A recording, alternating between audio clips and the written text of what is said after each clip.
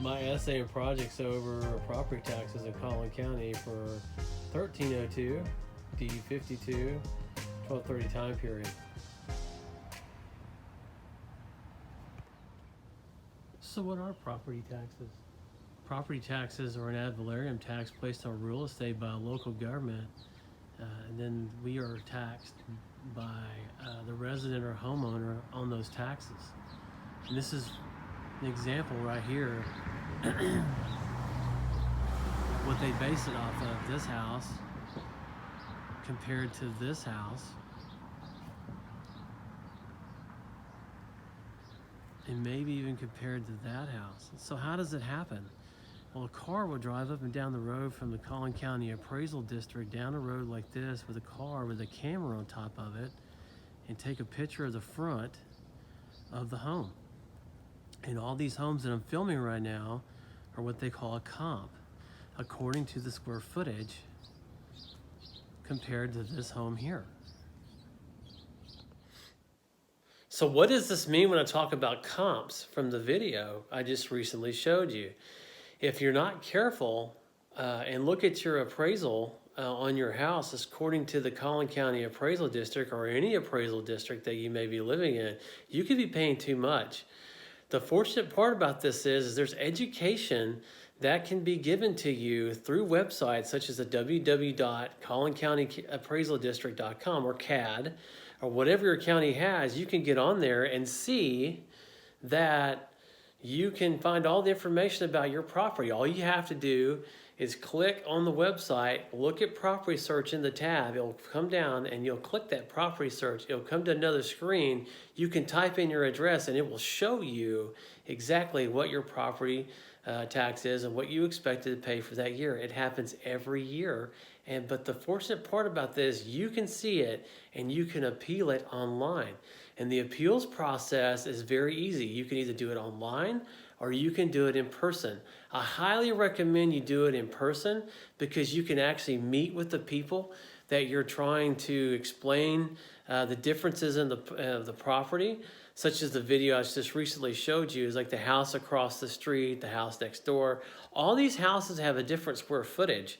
And so your house may not be the exact comp or comparison to that property. So you might want to look at what they have compared to what you know, and then go take that information to them and say, hey, mine's not as updated as that is, or my square footage doesn't match that one, or they may have a pool and I don't. The real estate market was booming at the first of the year, and it concerned a lot of homeowners, especially new ones, that they were never going to be able to buy a home. With the rising costs of inflation and interest rates and just property taxes, they feel like that they can't get anywhere as far as buying a house, and they're always going to be renters. It's not true. Even the homeowners have a myth of like, hey, the appraisal district, they value my house at this much, my house tax will go up as well. It's simply not true, and therefore they're created a conflict that you might have seen in my essay called "What Goes Up May Not Come Down." It is, I would say that is a lot of things are very factual according to the homeowner, and involving the property taxes, they may not come down, but housing may not come down as far as a price. But there are things that you can do that can help leverage taxes so that you can buy a home, and you're not going to be stuck with something like this. A playhouse. Alvin, a Business Insight article from Richard Wilkinson was talking about back in 2007 about a booming Collin County. And he was saying in that article that they may have to vote every 5 years due to the population to help reevaluate what the property taxes would be. We're talking about all the way back to 2007 of Collin County already preparing for a big population growth, something the homeowner hasn't really thought about in the recent years. It's always been about, well, the school district's doing this or the government's doing this. Well, Texas has done a lot of things for the homeowner as far as two propositions. And also you can look at the press release from Collin County CAD that, and not just in this area as far as Collin County, but everywhere has experienced a real estate boom. And that the appraisals as far as the house is based off the housing market on the current house value. So there are things that the homeowner can do to get themselves educated on what's going on, as far as looking at those press releases from Collin County about what the county's trying to do to help flatten their taxes. I would think that all stakeholders involved in my essay would have to agree that population may be the problem, not just the government. The state doesn't do a property tax. They don't mandate any of those things. The local governments do. So we as homeowners have to do our due diligence to get out and vote and be educated and learn how we can help lessen or flatten our own taxes. And there are things that we can do. Property taxes can make it seem like that you're fixing to lose your mind. Look at my hair. Isn't that crazy? It can cause that. Every year you get a little statement that tells you what your property taxes are going to be. Most homeowners focus in on the number and they forget about the resources that they can use, tools you might say, to use to help flatten their taxes. One thing that you can do is to choose wisely where you move. On your MLS sheet, there is a little bitty number underneath the listing price on MLS sheet that your realtor will print out to you. It'll show you the estimated taxes of where or what your property taxes could be for that property. You need to pay attention to that number so that you can buy wisely.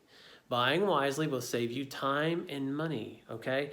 If you do not do those things, then you will be in and out of your dream home within a year or two, because a lot of times your taxes are prorated. It may be half a year. It depends on when you come in.